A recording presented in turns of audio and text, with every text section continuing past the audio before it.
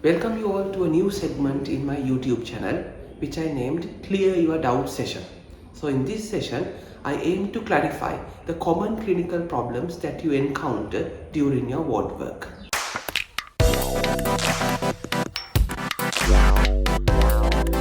Okay, so today's in Clear Your Doubt session, we have 3 medical students who have come to clarify their doubts. And today's talk is going to be on dengue fever. Sir, all of us have patients with dengue fever. So, we have some problems which arise during our ward work. First thing is, my patient had a short febrile illness with myalgia and there were no any other organ specific symptoms such as cough, dysuria or diarrhea. In such an instance, do we need to wait for the investigations and NS1 test to manage him as dengue fever? Well, that's a very good question. As you know, dengue is hyper-endemic in Sri Lanka. So any patient who is coming with a short febrile illness with myalgia and headache, dengue is highly possible. So you need to consider that. But not only dengue, conditions like rickettsial infections, leptospirosis, influenza and even COVID-19 can present in this manner. Therefore, when the patient comes, you don't have to wait for the NS1 because most of the government sector hospitals will not have it. And if you want to do the antibodies, you will have to wait for 5 to 6 days because unless it will be negative. So you have to use your clinical sense. So any patient with fever and myalgia and arthralgia, examine the patient. Look for evidence for other alternative diagnoses. You might find an SCAR which will suggest a rickettsial infection, or you might find the patient has severe muscle tenderness, conjunctival injection and icterus which might suggest leptospirosis. But otherwise, any short febrile illness, you need to consider about dengue and you don't have to wait for the investigations. But once you get the investigations, a leukopenia and a thrombocytopenia and a mild transaminitis where you find AST more than ALT will support your clinical diagnosis of dengue fever. Sir, do all patients with positive NS1 antigen need hospital admission? Again, a very good question. As I told you before, dengue is hyper-endemic in Sri Lanka. So if we are to admit every patient with a positive NS1, the hospital capacity will be soon exceeded. Therefore, you don't have to admit every patient with dengue fever. So let's take an example. So you are the OPD doctor and you get a patient who is coming with a positive NS1 antigen on day 1 of fever. What would you do? Well, you need to decide on admission based on your clinical sense. Okay, so first let me tell you who needs admission. Right, so if you find a patient whose platelet count is less than 100, yes, he warrants admission. Or else in subsequent counts, and if the platelet count is dropping dramatically, it's good to get him admitted. And patients may have abdominal pain, postural dizziness, severe nausea and vomiting, and he will not be able to eat or drink anything, reduction in urine output, yes, needs to be admitted. And in the other hand, even the patient is asymptomatic other than fever, if the patient is a pregnant patient or an elderly patient or those with multiple comorbidities like ischemic heart disease, chronic kidney disease, etc., or those who are in adverse social circumstances. Say for instance, patient is living far away and who has no easy access to hospital, it is better to get him admitted. But otherwise, in the other patients who have fever but otherwise well, on day 1 of dengue fever, you don't have to get them admitted. And what you need to do is you have to do safety net into the patient, you have to advise and you have to tell the patient what are the sinister symptoms that he might experience which warrant him to come to the hospital immediately. Say for instance, I would tell my patient that if you develop nausea, vomiting, and if you are unable to eat or drink, if you develop postural symptoms, any bleeding, any abdominal pain, to come to the hospital immediately. And also I will make sure that I arrange a follow-up for this patient with daily full blood counts, and if the platelet count is dropping less than 130 or 100, I will advise him to come and get admitted. Sir, if I decide to manage my patient at home as he is stable, what advice should I give? Yes, exactly. So if you decide to manage a patient as outpatient. A patient who has positive NS1 dengue patient, you decide to manage him as outpatient. So it is not that you just discharge him from the OPD. You have to give a lot of advice and you have to arrange a proper follow-up for this patient. So the advice wise, one important thing is that you have to make sure that you tell him that he needs to rest adequately and he had to have adequate amount of fluids. The hydration is very important. So you will recommend him to take 2.5 to 3 liters of fluids. And importantly, you should actively discourage the plain water intake. So what he can take is, he can take Jimani, he can take kanji, kin coconut water, fruit juices as his fluid maintenance. And then he need to adequately rest. And for fever we can do tepid sponging, and also he can take paracetamol according to the body weight every 6 hourly. And then if he has some mild symptoms of nausea and vomiting, we can prescribe him some antiemetics. And also if the patient is on antiplatelets like aspirin and clopid who are on long-term basis, it is advisable to stop them. And also you ask him not to take any SAIDs for pain or for fever. And also importantly, you advise him not to take any NSAIDs for fever or for pain. And the next thing is the safety net. As I explained earlier also, any clinical deterioration after settling of fever, any postural dizziness, nausea, vomiting, abdominal pain, any bleeding, reduction in urine output, yes, patient need to come to the hospital immediately. And the next thing is, you need to monitor the full blood count, and if the platelet counts are dropping rapidly or if the platelet count becomes less than 130, he needs to come to the hospital. Sir, how do we manage the febrile phase in the ward? Well, yes. So most of the patients with dengue fever, it is a simple viral fever, so they will have an unremarkable course. But a small subset of patients will proceed into dengue hemorrhagic fever. The whole reason why we admit dengue patients is to identify the small subgroup which will leak or which will go into the dengue hemorrhagic fever. So what we do in the febrile phase, we maintain a blue chart. So in the blue chart, what we do is we basically monitor them for symptoms such as nausea, vomiting, abdominal pain, postural dizziness, urine output and any bleeding. So the temperature will be monitored every 6 hours and we will maintain a good input-output chart. And also if the patient has fever, we will prescribe paracetamol, and if the patient has symptoms like nausea and vomiting, they will be prescribed antiemetics. And the patient will have twice a day full blood count and the packed cell volume will be monitored every 6 hours. So in this febrile phase monitoring is mainly targeted to detect the leaking or the critical phase early in the course. How do we detect the leaking phase? Okay, so this is the most important question. As a house officer, how would you detect leaking phase in a patient? So let me rephrase your question, right? If you are the house officer and in the morning ward round, you have a dengue patient in the ward, and simply what are you going to assess, right? So your assessment should target to see whether this patient is leaking or is at risk of leaking.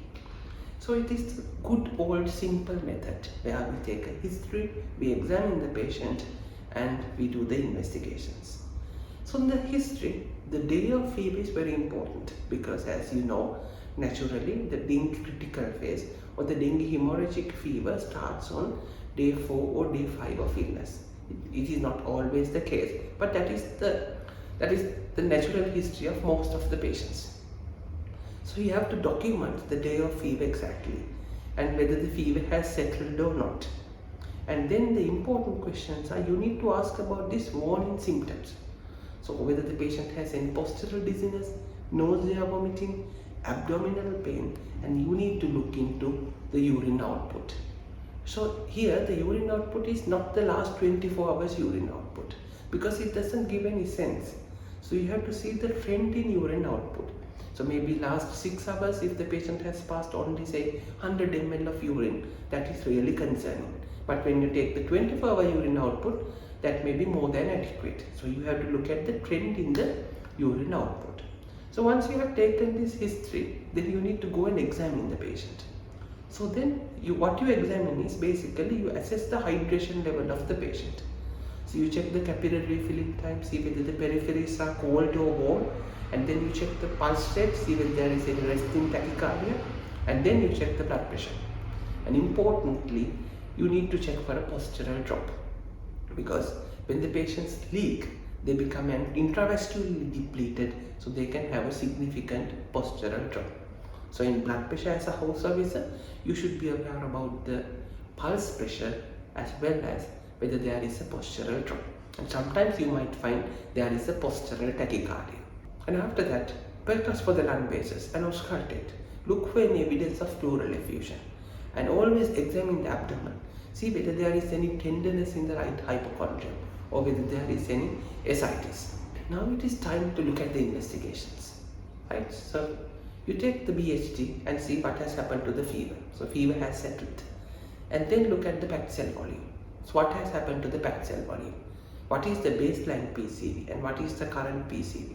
Whether there is a significant rise in the PCV.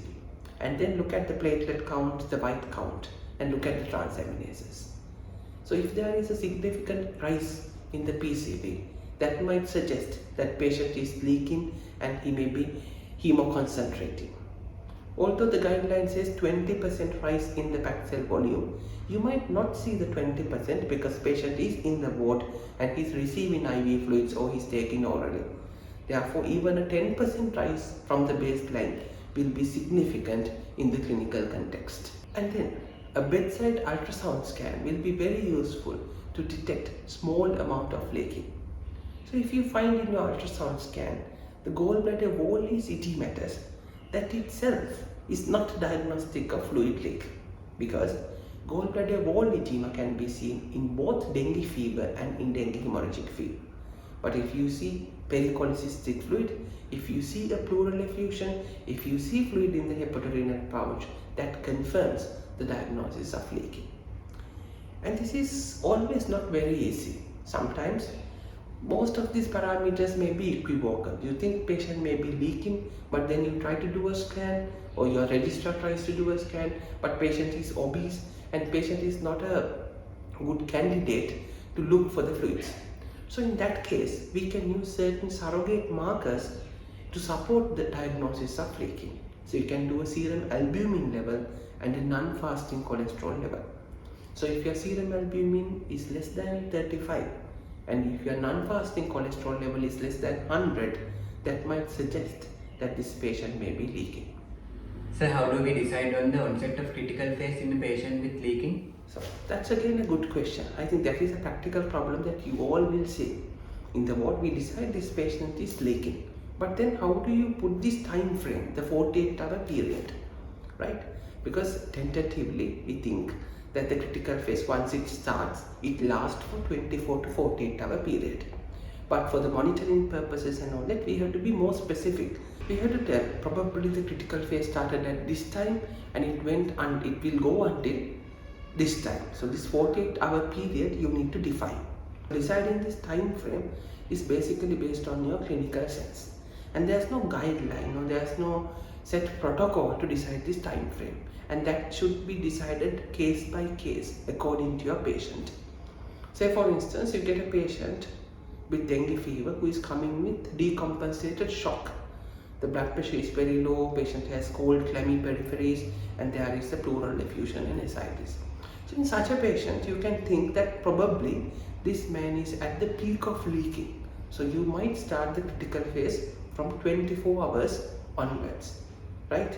So you take the current presentation as the 24th hour in the 48-hour period of critical phase. But for a ward patient, when you see, it is again very subjective. Say for instance, patient is complaining of postural dizziness for last 6 hours and then he has a bit of abdominal pain. The platelet count is low. You might find a small amount of pericholecystic fluid, but there's no pleural effusion, there's no ascites. So you might back the critical phase to 6 hours, right? But then in another case, patient may be having some symptoms since the previous day night. The PC has been steadily rising for last 12 hours and he has moderate ascites and a mild pleural effusion, significant amount of fluid. So in that case, you might back the critical phase into 12 to 18 hours. So these time frames are very arbitrary, but it has to be guided from your clinical sense. Sir, I have some doubts regarding the fluid quota. Do we try to give the calculated fluid quota during the critical phase? Okay, so that's a good question. So the fluid quota is calculated for the 48-hour period. And there's no absolute rule that you must give this fluid during this period. It is rather a guide. So the fluid quota calculation is simply the maintenance plus 5% deficit. So how we calculate the maintenance? So the first 10 kilograms, we give 100 milliliters per kg.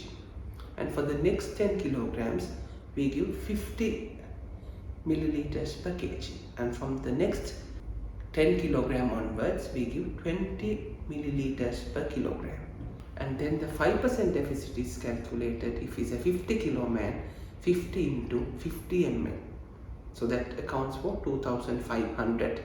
And the other important thing is, even though your patient is a 80 kilogram man, you calculate the fluid quota for 50 kilograms. So I had a patient brought to the hospital by the family members after 4 days history of fever. She was called Clammy with blood pressure of 70/50. She had right-sided effusion with platelet count of 20. I'm not very confident of managing this patient if I am a house officer. Well, so that is very good question. So you as house officers, you will encounter such patients. And in such instances, you may be the only person who is in the ward at that time. And the life of the patient is in your hands. So what is your diagnosis here? This is a patient with dengue fever who has decompensated shock, which is evidenced by cold clammy peripheries and a low blood pressure. So you have to, this is a medical emergency. You need to attend to the patient immediately. And the most important thing is you get IV access for this patient, right? So with that you send blood for urgent PCP, and you might cross-match blood, and you do the other basic investigations like transaminases and a serum calcium. But once you get IV access, you start the patient on a fast crystalloid bolus. Because the blood pressure is low, you give it as a rapid bolus. And after the first bolus, so this bolus is 10 ml per kg. So you will give 500 ml of crystalloid bolus. And then you look for the clinical improvement. So if the improvement is not adequate, then you can start the second crystalloid bolus, 10 ml per kg, which can be given over a period of 1 hour. So even after 2 crystalloid boluses, if the improvement is not adequate and you find the PCP is high, for the third bolus you can consider a colloid bolus. What we have is, we have 40% dextran, so we can consider dextran full bolus, again 10 ml per kg. But if the improvement is adequate after 2 fluid boluses, then you can start crystalloids where you give at a lower rate. So you can give 7 ml per kg, then 5 ml per kg, and you can go back to the maintenance. And also in this particular patient, you have given 2 crystalloid boluses. There is no adequate clinical improvement, but the PCV is low.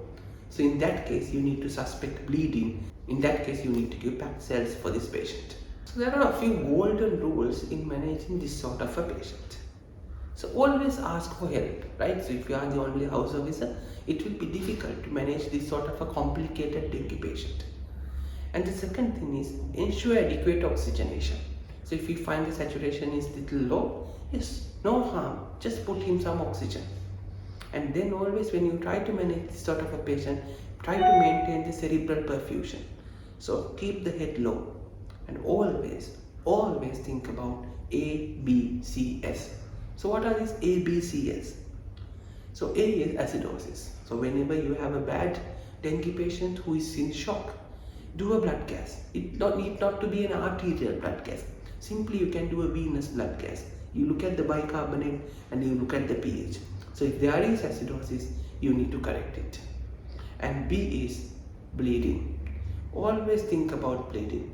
So we are resuscitating the patient, the PCV is coming down, but the patient is becoming more tachycardic. Patient is becoming more restless. Patient is not clinically improving. Then always suspect bleeding, because this bleeding may not always be obvious. There can be over bleeding. So you need to think about that, and then the management is to give PAXs. And the C is for calcium. Calcium is one of the very important electrolytes that we always talk about in dengue patients.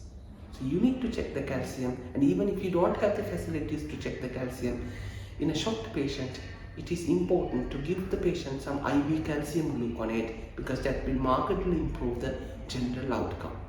And lastly, S is sugar. So you have to check the sugar, and if the patient is hypoglycemic, you need to correct that. So I have another question. I had a patient who developed pulmonary edema during the critical phase. So is that a common complication? Well, I would say pulmonary edema is not a common complication in dengue fever, but sometimes pulmonary edema can happen. One is sometimes dengue can be complicated with myocarditis, and more than that, it may be due to over-enthusiastic fluid management during critical phase. So if you give more and more fluids early in the critical phase, they tend to leak and patient is going to develop fluid overload and pulmonary edema. And this fluid overload can manifest early with some periorbital swelling and mild dyspnea, but sometimes they can progress into frank, severe pulmonary edema.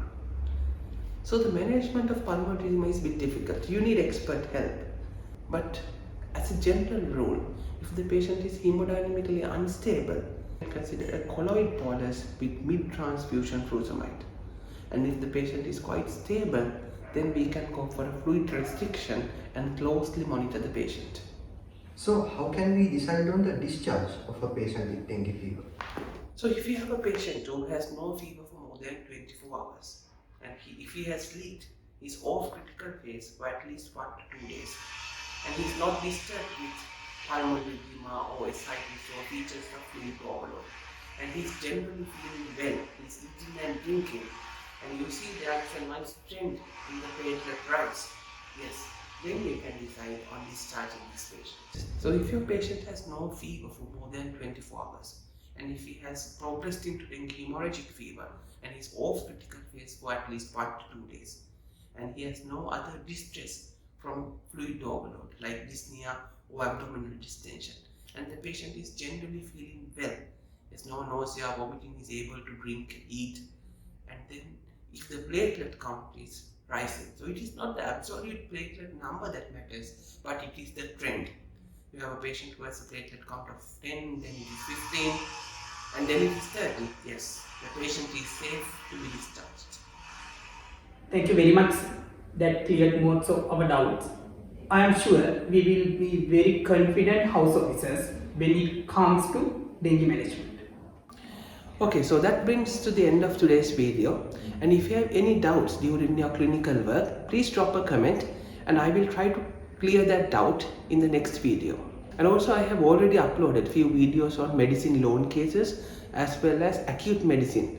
Therefore, you are welcome to watch my YouTube channel and subscribe it. Thank you very much.